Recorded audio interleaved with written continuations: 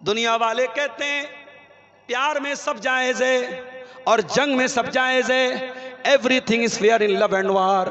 نہ پیار میں سب جائز ہے نہ جنگ کے میدان میں سب جائز ہے. اگر آپ کسی سے پیار کرتے ہیں تو پیار کے نام پر آپ کو کوئی ناجائز اور غلط کام کرنے کی اجازت نہیں ہے. ہاں اگر دل میں کسی لڑکی کی محبت پیدا ہو گئی، اسلام اس بات کی اجازت دیتا ہے آپ لڑکی کے گارجین سے رابطہ کریں، اس کے باپ سے رابطہ کریں، پراپر چینل سے آئیں، مین گیٹ سے آئیں. آپ بیک ڈور کا استعمال نہ کریں، آپ ناجائز طریقے کا استعمال نہ کریں. لڑکی کے نکاح کا ذمہ دار اللہ نے لڑکی کے گارجین کو بنایا ہے، اس کے ولی کو بنایا ہے، اس کے باپ کو بنایا ہے. اگر ولی تیار ہے تو بہت اچھی بات ہے، سونے پہ سہاگا ہے، آپ نکاح کر لیں. اور یہ بھی یاد رکھیں خوبصورتی پہ لٹو نہ ہو جائیں، خوبصورتی پر لٹو نہ ہو جائیں کہ کوئی بہت خوبصورت ہے تو بس لٹو ہو گئے. اگر خوبصورتی کے ساتھ ساتھ دینداری ہے، پراپر چینل سے آئیں اور گارجین سے ولی کے ذریعے نکاح کا پیغام بھیجیں. اگر ولی راضی نہیں ہے تو کورٹ میرج کرنا، بھاگ کے شادی کرنا حرام ہے، ناجائز ہے، زنا ہے، بدکاری ہے، اور جو کرے گا اللہ کے یہاں بہت سخت گنہگار ہوگا. میرے پیارے ساتھیوں، نہ پیار میں سب جائز ہے نہ جنگ کے میدان میں سب جائز ہے. ابھی سوڈان سے تصویریں آ رہی ہے، عجیب و غریب ظلم ہو رہا ہے، عجیب و غریب ظلم ہو رہا ہے.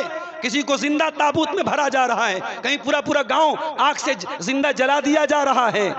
آج جنگ کے میدان میں لوگ ایک دوسرے کو کیا نہیں کرتے. اسی بھارت کے ایک اسٹیٹ میں دنگا ہوا اور تصویریں وائرل ہوئی، ماں حاملہ عورت کے پیٹ میں بھالا مار کے پیٹ کا بچہ ہوا میں لہرایا گیا، اور بعد میں یہ ظلم کرنے والے سب کو کلین چٹ دے دی گئی. میرے پیارے ساتھیوں یاد رکھو، دنیا میں اگر انصاف نہیں ہوا اللہ کی عدالت میں انصاف ہوگا. اسلام اپنے دشمن کے ساتھ بھی ہمیں انیائے کرنے کی تعلیم نہیں دیتا. اللہ قرآن میں کہہ رہا ہے وَإِذَا قُلْتُمْ فَعْدِلُوا، جب بات کرو تو نیائے کی بات کرو.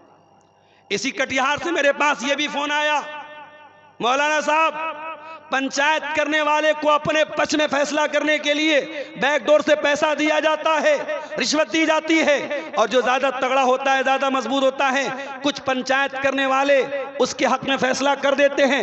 یاد رکھیں ایسے بے ایمان پنچایت کرنے والے پنچ اور سردار، یہ پنچایت کی کرسی، یہ سردار کی کرسی، یہ فیصلہ کرنے والے کی کرسی قیامت کے دن تیرے لیے جہنم کی کرسی بنے گی. اگر تو نے رشوتیں لے کر غلط فیصلے کیے ہیں اور حقدار کا حق مارا ہے اور مظلوم کو دبایا ہے تو یاد رکھ تو نبی کا ماننے والا نہیں ہے، تو شیطان کا ماننے والا ہے. میرے نبی انصاف کے علم بردار تھے.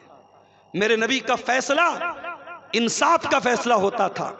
نبی کی عدالت میں کیس آیا، اے اللہ کے نبی ایک عورت نے چوری کی ہے، قبیلے بنو مخزوم کی عورت ہے، فاطمہ نام تھا اس عورت کا، بہت بڑے خاندان کی عورت تھی، چوری کی تھی اس نے. نبی نے کہا ہاتھ کاٹا جائے گا. خاندان کے لوگ پریشان ہو گئے، ہمارے خاندان کی ناک کٹ جائے گی. حضرت اسامہ سے کہا آپ نبی کے چہیتے ہیں، نبی کے لاڈلے ہیں، نبی آپ کی بات مانتے ہیں، آپ اللہ کے نبی سے ریکویسٹ کیجئے، گزارش کیجئے کہ اللہ کے نبی فیصلہ چینج کر لیں، کوئی اور سزا دے دیں. اسامہ آتے ہیں، اللہ کے نبی کے سامنے بات رکھتے ہیں.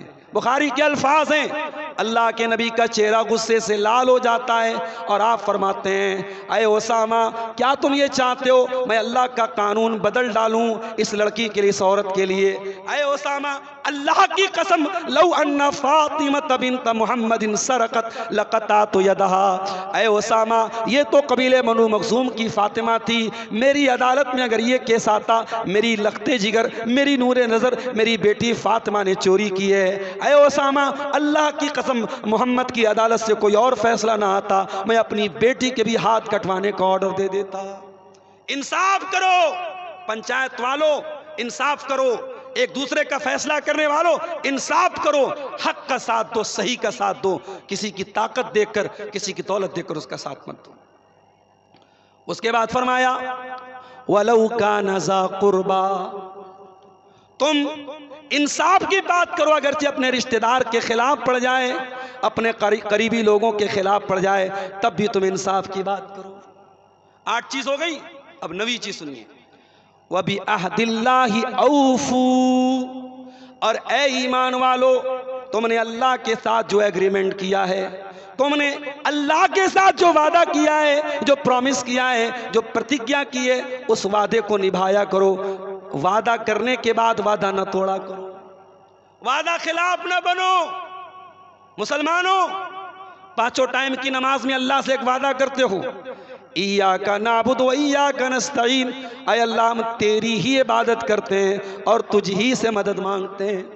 نماز میں اتنا بڑا وعدہ کرنے کے بعد اگر گلے میں تعویذ پہنتے ہو اور ہاتھ میں دھاگا باندھتے ہو اور یہ عقیدہ رکھتے ہو کہ دھاگا باندھنے سے بیماری چلی جائے گی، تعویذ پہننے سے بگڑی بن جائے گی، اور کار سے جا رہے ہو بلی نے راستہ کاٹ دیا اور یہ عقیدہ رکھتے ہو کہ بلی کے راستہ کاٹنے سے ہمارے اوپر مصیبت آ جائے گی، تو یاد رکھو تم نے اللہ سے وعدہ کر کے وعدہ خلافی کی ہے۔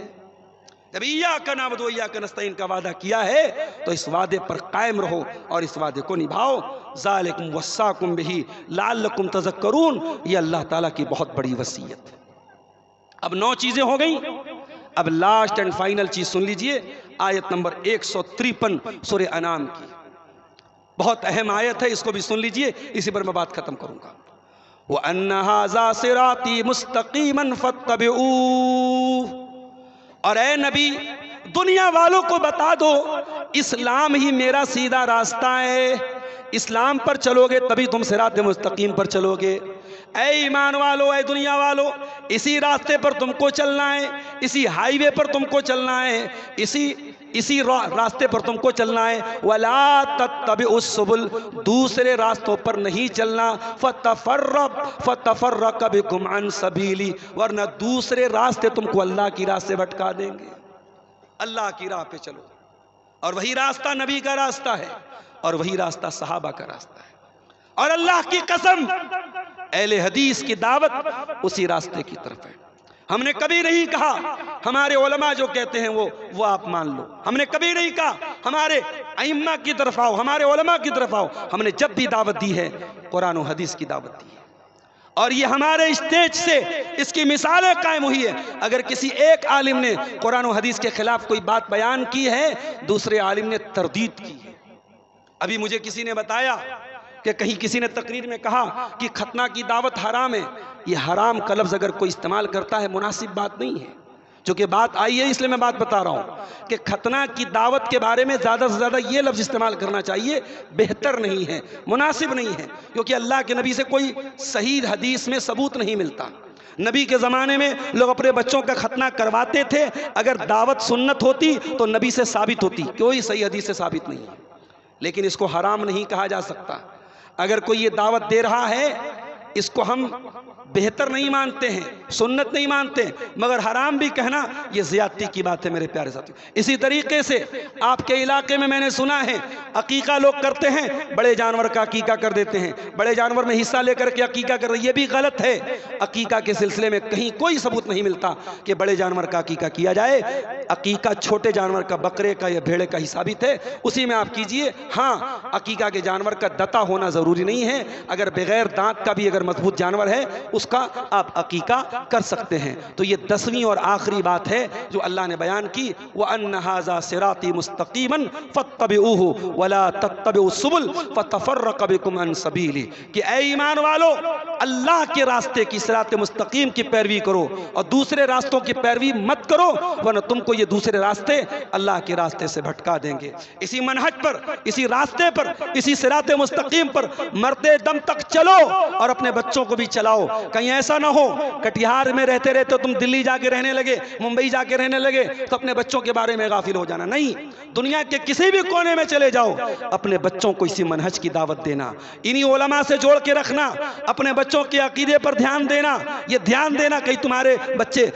آج میں جب آپ کے علاقے میں آتا ہوں، بعض نوجوان آتے ہیں دونوں ہاتھ سے مصافحہ کرتے ہیں،